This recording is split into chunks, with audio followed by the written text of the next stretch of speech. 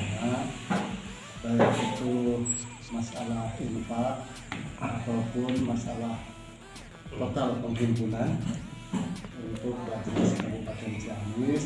Ini penggunaannya untuk apa saja, kemana saja, dan bagaimana prosedurnya.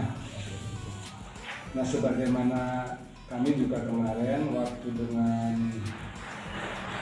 Ansor Audien di DPR masalah infak yang 2.500 yang disatukan dengan zakat fitrah Ramadan. Nah, itu dari Ansor pada prinsipnya tidak menjadi masalah infak itu, tetapi yang menjadi masalah karena ada standarnya. Jadi ada standar 2.500. Nah, standar itu sebetulnya kami hasil rapat baik itu Bajnas dengan MUI. Kenapa itu harus ada standar? Ya untuk pegangan aja sebetulnya, pegangan aja. Sebab sebetulnya infak itu bebas lah.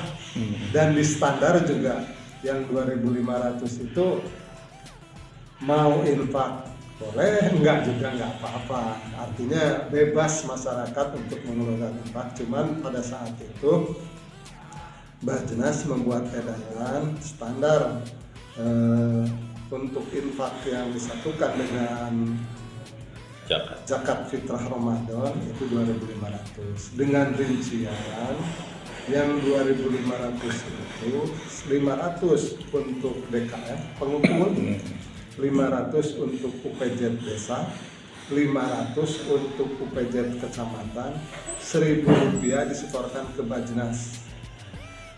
Nah, pada tahun 2021, kalau 2022 ini masih dalam proses karena baru kemarin, jadi masih terutama administrasi belum tuntas. Pada tahun 2021 itu kurang lebih ada 700 jutaan yang terkumpul dari infak sedekah. Semua yang 700 juta itu dikembalikan lagi ke kecamatan-kecamatan sesuai dengan hasil pengumpulan kecamatan. Misal datanya adalah, insya Allah data tiap kecamatannya ada, berapa tiap kecamatannya juga ada. Jadi seperti ini, misalnya kecamatan Ciamis, dari infak itu terkumpul 37 juta. Itu dia mendapat 4 rumah Rutilahu. Artinya Bajnas memberikan bantuan, karena terus terang aja di Bajnas itu setiap Rutilahu 10 juta. Jadi kalau 37 itu berarti dapat 4, tapi yang 3 juta itu sharing dari Bajnas nambah. Subsidi lagi. Setiap kecamatan tuh, dari setiap kecamatan. Nah itu tergantung besarnya. Proporsional, Pak. Misalnya dari infak yang 1.000 itu kecamatan Ciamis 37 berarti 4. Misalnya kecamatan Cikoneng 27 berarti 3. Nah itu aja. Jadi sesuai dengan hasil himpunan dari infak tiap-tiap kecamatan. Yang menentukan Rutilahu di lokasi kecamatan itu UPJ kecamatan. Kecamatan. Iya. Mau dikedesamanakan. Mau dikedesamanakan siapa orangnya, Bajnas tidak pernah menentukan harus kesini harus kini, tapi otoritas penentuan sasaran itu oleh UPJ kecamatan. Jadi karena UPJ kecamatan dan UPJ desa ini merupakan partner Bajnas yang ada di tingkat kecamatan dan tingkat desa, ya kami beri kewenangan mereka untuk menentukan Rutilahu itu untuk siapa, sasarannya siapa, dan itu disepakati di tiap desa dan tiap kecamatan. Nah nanti baru dari Bajnas langsung menyetorkan kepada panitia. Jadi Rutilahu dari Bajnas itu disetorkannya bukan kepada orang yang menerimanya, tetapi kepada panitia. Biasanya panitia itu terdiri dari kepala dusun, RT, RW, dan mungkin pembinanya kepala desa. Kenapa Bajnas disetorkan ke panitia? Sebab secara finansial kalau 10 juta itu tidak cukup, terus terang aja tidak cukup. Akhirnya karena dikelola oleh panitia, sehingga panitia membentuk edaran atau mengajak kepada warga untuk membantu sharing lah. Ada yang bambu, ada yang paku, sehingga kadang-kadang di SPJ pertanggungjawaban itu setiap rutilahu wajib memberikan pertanggungjawaban. Di samping yang 10 juta yang dikeluarkan dari Basnas, itu swadaya masyarakatnya kadang-kadang ada yang 15 juta, yang 20 juta, jadi habisnya sampai 30 juta, 25 juta. Nah itu untuk infak, sebetulnya itu untuk infak yang dikelola oleh Basnas, yang infak yang disatukan dengan zakat fitrah setiap bulan Ramadan. Sebetulnya infak di Basnas itu bukan hanya pada saat Ramadan saja, pada saat zakat fitrah saja. Itu setiap bulan juga silakan. Sehat dan syarif agamis. Jadi kalau bapak-bapak bertanya, kok katanya 8 asnaf tapi di sini ada bantuan rutilahu misalkan bencana alam, apakah itu asnaf baru di Basnas? Bukan.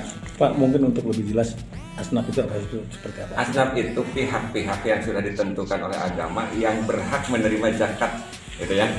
Itu sudah diatur Al-Quran langsung. Innamas shadaqatu lil fuqara, hiji fakir, wal masakina, orang miskin, wal amilin atau orang yang mengelola zakat, termasuk kami ini amilin, wal gharimin, riqab, sabilillah, ibnu sabil, mu'alaf. Nah itu semua 8 asnaf itu sudah ditentukan langsung oleh agama. Makanya dalam penyaluran tidak mungkin keluar dari 8 asnaf. Nah ini bukan asnaf yang 5 ini program yang tidak mungkin keluar dari 8 asnaf itu. Contoh begini, kenapa ada rutilahu? Kemudian kalau dipertanyakan asnaf apa itu? Pasti itu orang miskin asnafnya, atau orang yang menerima bantuan rutilahu. Karena itu dalam pengajuan rutilahu kami harus meminta wajib hukumnya dilampirkan surat keterangan miskin untuk memastikan kami bahwa menyalurkan rutilahu ke sana adalah penerimanya orang miskin. Gitu. Kemudian ada Ciamis Sejahtera. Di sini ada bantuan modal usaha kecil.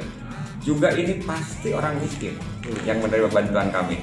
Contoh sekarang sedang kita rintis sebuah pola pemberdayaan ekonomi kecil dalam bentuk jet chicken yang sedang kami rintis. Sekarang baru 30 penerima manfaat. Kita kasih rodanya, kita kasih peralatannya, kita kasih modalnya, kita kasih pelatihannya, dan kita pantau selama 2 tahun untuk supaya kehidupan orang miskin tersebut penerima manfaat meningkat. Kemudian dalam pendidikan ada bantuan pendidikan siswa tidak mampu, jelas. Ada bantuan sarana prasarana pendidikan, seperti di kita ada tuh bantuan misalkan mebeler untuk sekolah, itu berjalan terus Pak.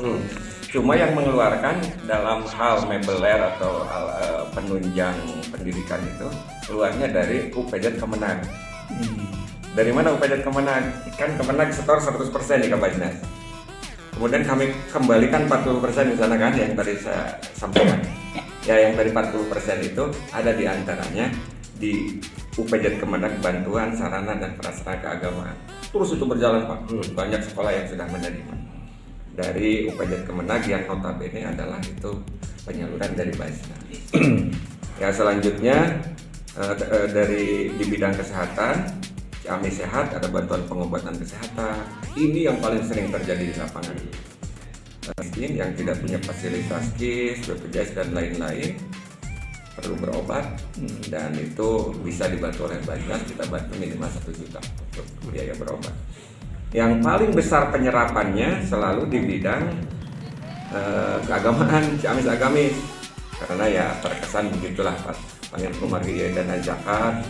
Jadi kesan masyarakat hanya hal-hal yang terkait dengan keagamaan, sehingga penyerapannya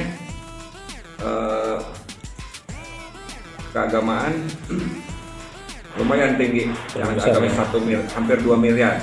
Kalau yang paling tinggi memang Ciamis Peduli, itu paling atas di 2021, yaitu 4 miliaran ya. Nah ini data yang 4 miliaran karena di sini ada antara lain ada bantuan rutilahu. Sementara rutilahu nominalnya besar 10 juta. Maka jatuhnya untuk Ciamis Peduli ini lumayan besar 4 miliaran.